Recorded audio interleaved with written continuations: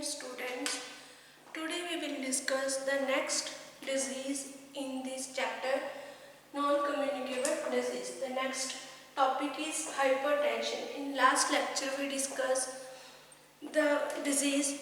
We discussed the diseases. जैसे example हमने blindness discuss किया था, रोमैटिक हार्ट डिजीज डिस्कस किया था, कॉर्नरी हार्ट डिजीज के बारे में इंट्रोडक्शन की पढ़ी हमने स्टडी की थी। और उससे पहले जो फर्स्ट लेक्चर था उसमें हमने नॉन कम्युनिकेबल डिजीज की जो introduction, cancer and diabetes mellitus के बारे में हमने स्टडी किया था। In this lecture we discuss the hypertension disease and congenital heart disease. ये कार्डियोवास्कुलर जो डिजीज है उनसे रिलेटेड हमारी डिजीज है, hypertension and congenital heart disease. अब हमारे पास जो हाइपरटेंशन है, हाइपरटेंशन क्या है? Hypertension is derived from the two words से हमारा ये ड्राइव होता है। फर्स्ट हाइपर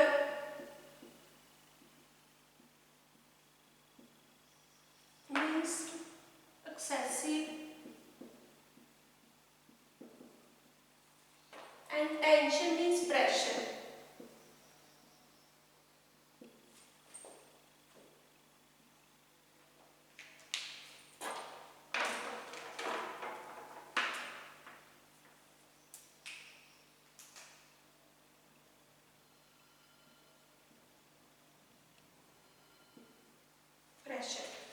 हाइपर दो वर्ड से मिलकर ड्राइव हुआ है। Hyper means excessive and tension means pressure, कि हमारा जो ज़्यादा जब प्रेशर जो वॉल्स के ऊपर लगता है, ज़्यादा प्रेशर जो हमारी ब्लड पे जो ब्लड प्रेशर ज़्यादा फोर्स से अप्लाई होता है, वो हमारा क्या है? हाइपरटेंशन। मीन्स इसका हाइपरटेंशन का मीन क्या है? High blood pressure, and blood pressure is the force of pressure exerted by the blood on the inside wall of the blood vessels, कि हमारे जो वॉल्स हैं उसके ऊपर जो ब्लड का प्रेशर है वो ज़्यादा होगा, फोर्स ज़्यादा लगेगी, प्रेशर ज़्यादा लगेगा फ्लो करने के लिए, और हमारे जो वेसल्स हैं, वॉल्स हैं हार्ट की, उनको भी ज़्यादा उन पे वर्कलोड हो जाएगा, ज़्यादा प्रेशर इंसर्ट होगा।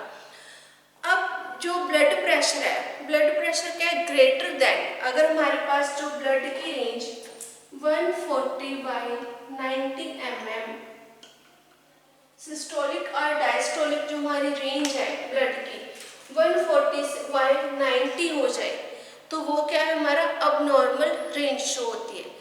इस रेंज को हम लोग बोल देते हैं अबनॉर्मल रेंज। जो हमारा बीपी ग्रेटर देन है 140/90 mm जो मर्करी है इन एन अडल्ट, अगर अडल्ट में ये हमारा जो मर्करी का लेवल इतना चले जाता है डायस्टोलिक और सिस्टोलिक में, तो उसको हम लोग बोल देते हैं it is considered as the abnormality. In India, हमारे जो इंडिया है इसमें जो हाइपरटेंशन की प्रॉब्लम बहुत ज़्यादा है। इसमें जो हमारे 20% ऑफ अडल्ट है जो वो अफेक्टेड है हाइपरटेंशन की डिजीज से।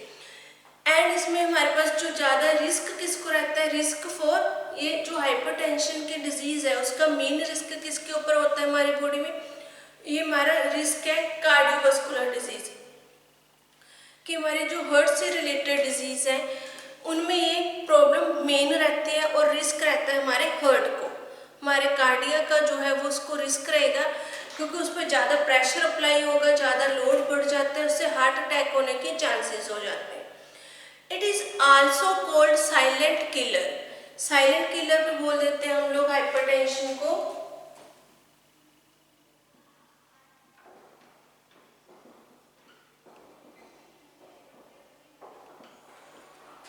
साइलेंट किलर जो हमारे पास हाइपरटेंशन है, ये इसको हम लोग साइलेंट किलर बोल देते हैं, बिकॉज क्योंकि इसमें क्या है, जो ये डायरेक्टली किल्स कर देता है। हर ईयर में बहुत सारे जो मैनी पीपल्स हैं उनको जो है ये हाइपरटेंशन से उनकी डेथ हो जाती है।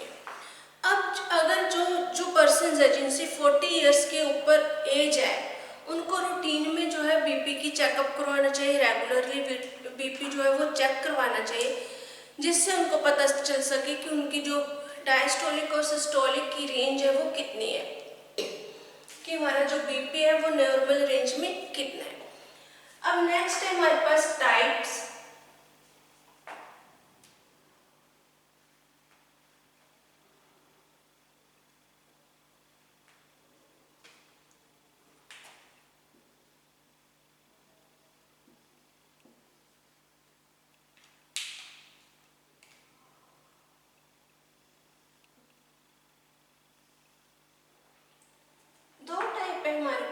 फर्स्ट वन है सेकेंड, एक है हमारे पास सेकेंडरी हाइपरटेंशन।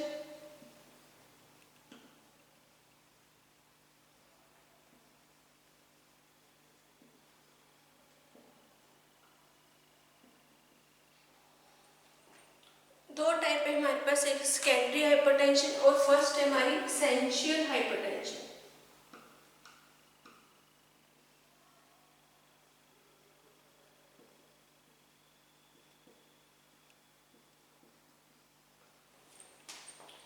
इसमें अब एसेंशियल हाइपरटेंशन क्या है, when the cause is unknown, कि हमारे जो हाइपरटेंशन का जो कोज है वो अननोन है, हमें पता नहीं कि हमारी जो बॉडी में जो ब्लड प्रेशर वो इंक्रीज क्यों हो रहा है, वो है हमारा essential hypertension. When the cause is unknown is called essential hypertension. Next है सेकेंड टाइप हमारी सेकेंडरी हाइपरटेंशन। सेकेंडरी हाइपरटेंशन में क्या है कि जो हमें when the cause is known, जिसमें कोज हमें पता होगा, वो कोज क्या होगा, cause is due to some disorder, जो हमारे सम अदर जो डिजीज है, जैसे एग्जांपल है डायबिटीज या रेनल डिजीज, एंडोक्राइन डिजीज, इनके कारण भी जो हमारा बॉडी है उसमें जो बीपी है उसमें प्रेशर ज़्यादा होने लग जाता है, बीपी इंक्रीज होने लग जाता है, ब्लड प्रेशर, तो वो है हमारा सेकेंडरी कोज, जिसमें हमें रीज़न पता होता है कि हमारी इस डिजीज़ के कारण हमारा जो बीपी है वो इंक्रीज हो रहा है।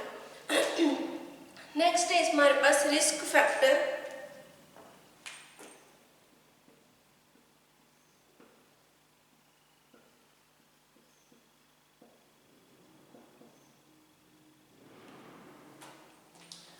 अब हाइपरटेंशन में हमारे रिस्क फैक्टर्स क्या क्या हैं, जैसे एग्जांपल है जो फर्स्ट है हमारा हेरिडिटी एंड फैमिलियर, जो है फर्स्ट रीजन है जो फैक्टर है। सेकंड है increase the age above 40 year, जो जिनकी एज 40 ईयर से ज़्यादा होती है उनमें ज़्यादा ये जो मेन प्रॉब्लम है वो होती है, जो हाइपरटेंशन बीपी इंक्रीज होने की। उसके बाद है हमारा obesity, stress and strain of life, life में स्ट्रेस ज़्यादा होना, टेंशन से ज़्यादा होना, जहाँ फिर ओबेसिटी की पेशेंट्स है, जो पर्सनस है उनकी ओबेसिटी, जो मोटापा है वो भी एक रीज़न है बीपी इंक्रीज होने का। नेक्स्ट है हाई इनटेक सॉल्ट, जो सॉल्ट है उसको ज़्यादा अमाउंट में यूज़ करना, ज़्यादा लेना। Next lake of physical activity, हमारी जो फिजिकल एक्टिविटीज़ है उनका जो है बिल्कुल बंद होना, कि हम लोग अगर प्रॉपरली फिजिकल एक्टिविटी नहीं करेंगे, वॉक नहीं करेंगे, एक्सरसाइज नहीं करेंगे या मेडिटेशन योगा कुछ नहीं कर रहे, हमारी कोई फिजिकल जो एक्टिविटी वो ज़ीरो है, तो उससे क्या होगा, जो पर्सन है उसमें ओबेसिटी होगी, ओबेसिटी ज़्यादा हो जाएगी, उसका जो मेटाबॉलिज्म कम हो जाएगा और जो फैट्स है वो इंक्रीज हो जाएगा बॉडी में, जिससे जो बीपी के इंक्रीज होने के जो रिस्क है वो रहते हैं। नेक्स्ट हमारे पास sign and symptoms.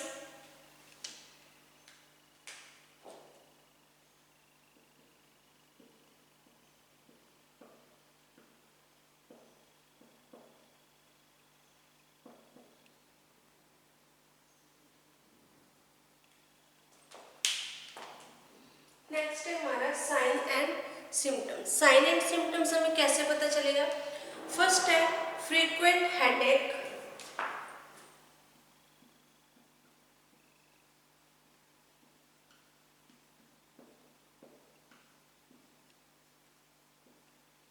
Second shortness of breathe,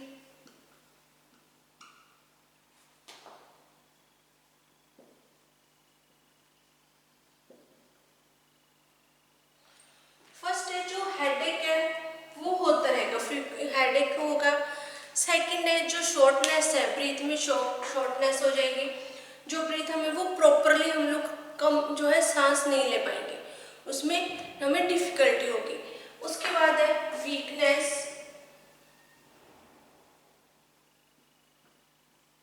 dizziness,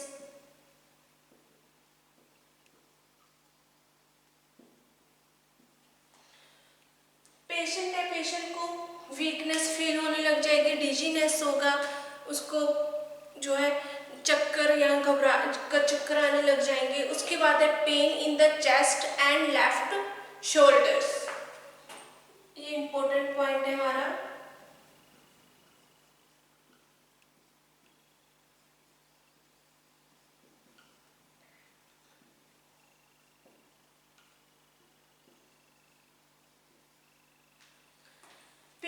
chest and left shoulder, कि जिन पेशेंट्स को ज़्यादा बीपी की प्रॉब्लम हो रही है उनके क्या है, समटाइम्स उनके जो चेस्ट में पेन होने लग जाता है और लेफ्ट शोल्डर में भी पेन होने लग जाएगा, जिससे जो पेशेंट्स को हार्ट अटैक होने के चांसेस हो जाते हैं। ये हमारे साइंस एंड सिम्टम्स हैं कि हेडेक होना, जो शॉर्टनेस हो जाना, ब्रीथ में वीकनेस, डिजीनेस और pain in the chest and left shoulder. Next है हमारे पास कॉम्प्लिकेशंस।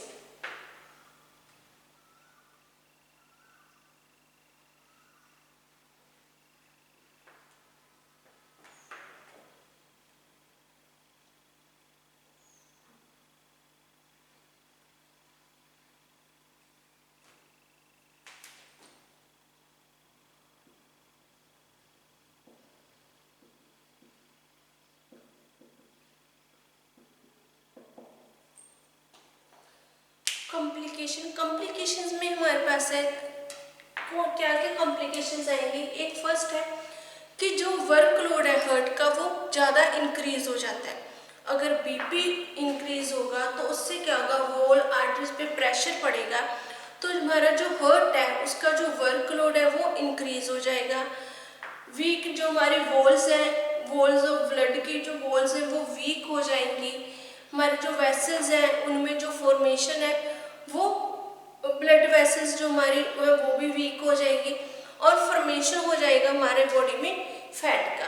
ये हमारे कॉम्प्लिकेशंस हैं कि अगर हाइपरटेंशन होगा, हाइपरटेंशन होने के कारण बीपी बार बार इंक्रीज होगा, उसके कारण जो हमारा हार्ट है, हार्ट का वर्कलोड इंक्रीज हो जाएगा, उसमें जो हमारे जो ब्लड वेसल्स हैं, वॉल्स हैं वो भी वीक हो जाएंगी और फैट की फॉर्मेशन होने लग जाएगी। नेक्स्ट है prevention and control.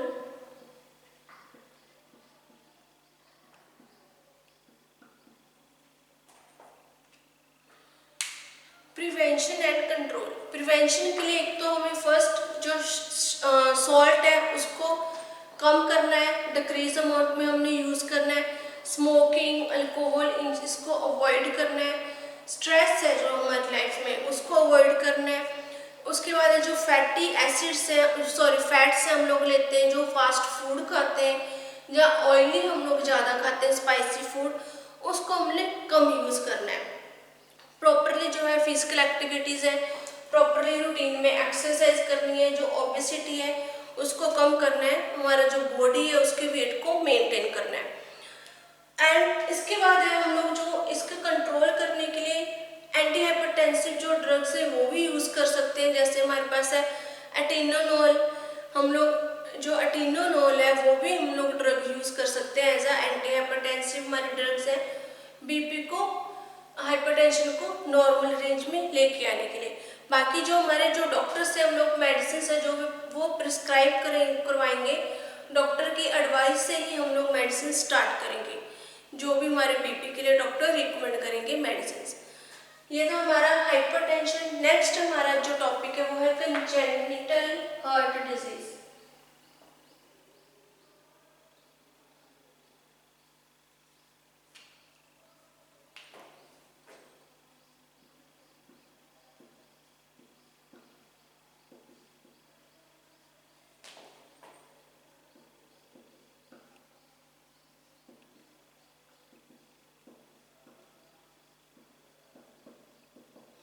Congenital heart disease, congenital heart disease ये इम्पोर्टेंट है। कंजेनिटल हार्ट डिजीज के कि जो हार्ट में बर्थ के टाइम ही डिफेक्ट हो, बर्थ टाइम में ही जो बेबीज के हार्ट में जो डिफेक्ट होता है उसको हम लोग बोल देते हैं congenital heart disease. Means heart abnormalities present at the birth, जो बर्थ के टाइम ही हार्ट में अबनॉर्मेलिटीज जो प्रेजेंट होते हैं वो क्या है, it is called congenital heart disease. इसमें जो ये प्रॉब्लम्स है, द प्रॉब्लम कैन इफेक्ट हमारे हार्ट के किस किस पार्ट को ये इफेक्ट करते हैं।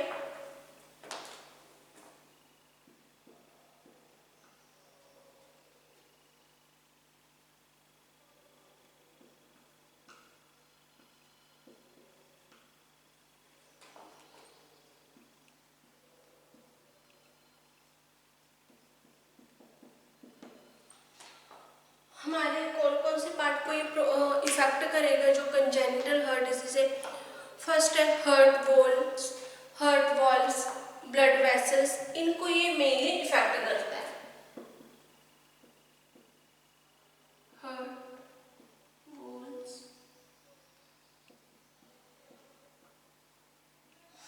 हार्ट वेसल्स,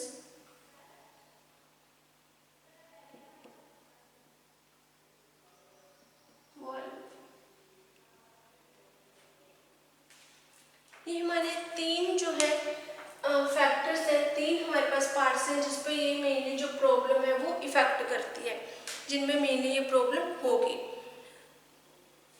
इसमें है हमारे पास यहाँ ब्लड वेसल्स है।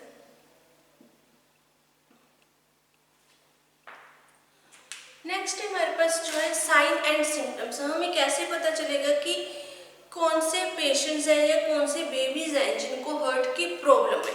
उसमें साइन एंड सिम्टम्स है हमारे पास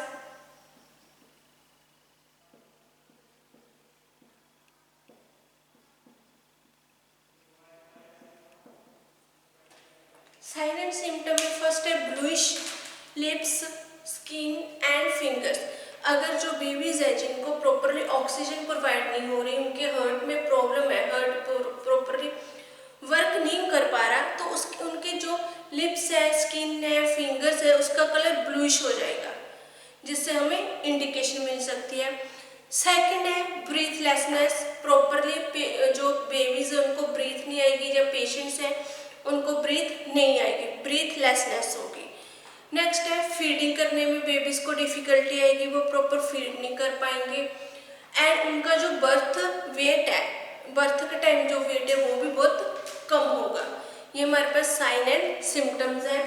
नेक्स्ट है हमारा ट्रीटमेंट।